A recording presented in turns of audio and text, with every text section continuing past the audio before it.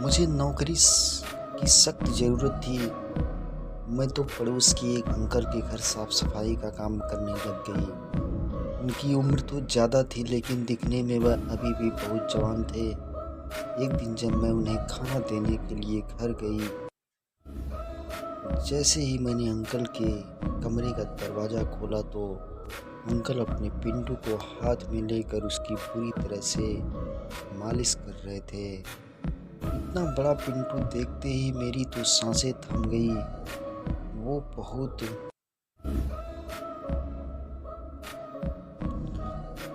बड़ा था। अंकल ने मेरी तरफ देखा और जल्दी से अपना पिंटू अपनी धोती से ढक लिया। मैंने जल्दी से दरवाज़ा बंद किया और दूसरे कमरे में आकर सफाई करने लगी। मुझे अपनी आंखों पर यकीन नहीं हो पा रहा था कि भला इस उम्र में अंकल यह सब कैसे कर सकते हैं। ऐसी हरकत के बारे में सोचकर मैं ठीक से सो भी नहीं पाई, क्योंकि हम अंकल का पिंटू मेरे दिमाग में बार बार घूम रहा था। फिर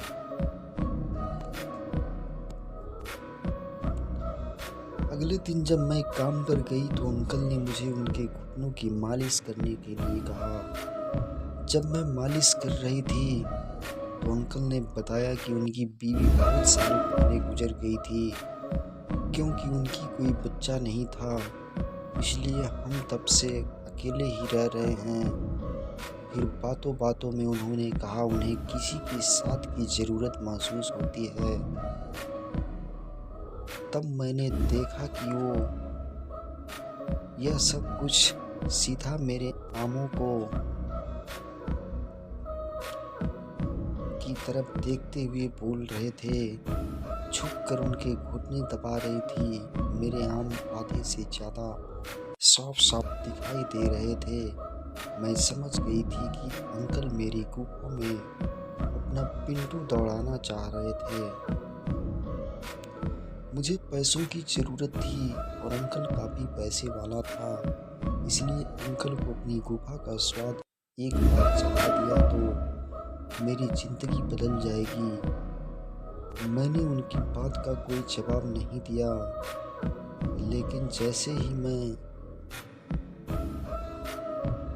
उठकर वहाँ से जाने के लिए पीछे मुड़ी तो अंकल ने मेरे तरबूजों पर हाथ फेरते हुए कहा, तुम्हारी तरबूज बहुत भारी है, बस एक बार इनका मज़ा चखा दो, फिर तुम्हें जो चाहिए वही मिलेगा। मैंने सोचा अंकल मेरी गुफा के पीछे कैसे मरा जा रहा है। मैं सोना चाहती थी। तब मैं ऐसे ही उनकी गोद में बैठ गई और अपनी पोटली में छिपे बड़े बड़े आमे को बाहर निकाल कर उनके सामने पेश कर दिए। इन्हें देखकर इनकी आंखें तो खुली की खुली रह गईं। इन्होंने ज़्यादा देर तक इनका रस पीना शुरू कर दिया। उनका पिंटू भी अब पूरे जोश में आ चुका था और मैं अपने तरबूजों के बीच में महसूस कर पा रही थी। तब वह बिना रुके कभी मेरे एक आम और कभी दूसरे का रस पीते जा रहे थे।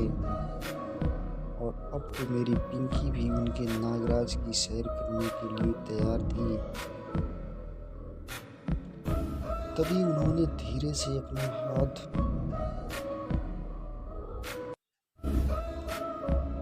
मेरी सलवार के अंदर डालकर मेरी पिंकी से खेलना शुरू कर दिया। अब तो मेरी पिंकी में सैलाब आने लगा था। फिर वह काफ़ी देर तक मेरे आंखों का रस पीते हुए मेरी पिंकी से खेलते रहे। फिर उन्होंने मुझे उठाया और बेड पर लेकर चले गए। जब उन्होंने अपना पिंटू धोती से बाहर निकाला तो इसे देखकर मेरी पिंकी में कुछ करने से पहले ही बरसात होने लगी। फिर मैंने भी तिजोरी में छिपे अपने आम बाहर निकाल दिए और अपनी गुफा से पर्दा हटाकर उन्हें अपनी पिंकी के दर्शन करा दिए। तो इस पर ऐसे टूट पड़े जैसे बरसों के प्यासे को पानी से भरा हुआ कुआं मिल गया हो। तब उन्होंने मेरे आमों को जोर जोर से मसलना शुरू किया और और साथ ही देर तक मेरी गुफ्त का स्वाद चखने के बाद वो मेरी पिंकी में अपना पिंटू दौड़ाने के लिए तैयार थे।